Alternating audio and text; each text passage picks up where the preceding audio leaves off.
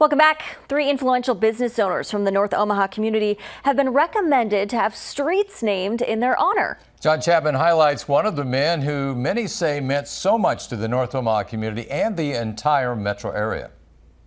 Marshall Taylor left us about 3 years ago, but he left behind books, lots of books. Books that taught us African American history. Books that taught African American children that it's okay to be black. Because he wanted you to educate yourself about your history, right? And the barriers that come along with that. Willie Hamilton is the president and CEO of Black Men United.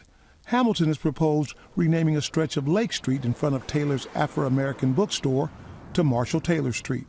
Hamilton says Mr. Taylor was much more than a business owner. Mr. Taylor has been a mentor. He's been an advocate, has been a community leader in this community for years. Mr. Taylor established the Afro-American bookstore in 1990. Many times he would give books to anyone searching for knowledge. It was his work that he did to really attract so many different people. Education was the key for him. And he believed that with education, with knowledge, that you can accomplish just about anything. Hamilton says renaming a street in Taylor's honor is a no-brainer. He wants Mr. Taylor and his mission to educate to be remembered.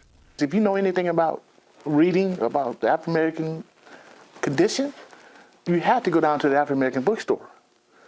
And he prepared you for the work or the history about African-American communities and African-American people. On your side in North Omaha, I'm John Chapman, 6 News. Bernard E. Turnbow Sr. has also been nominated to have a street named in his honor. Turnbow opened the BET Learning Academy, and he continues to provide childcare services to an underserved community and provide jobs to a number of people in the community. Stephen L. Mercer has also been nominated to have a commemorative street named in his honor. Mercer had a passion for music and was also the owner of Time Out Foods, known as Time Out Chicken. The restaurant celebrated its 50th anniversary 2 years ago and is one of the oldest black-owned businesses in Omaha.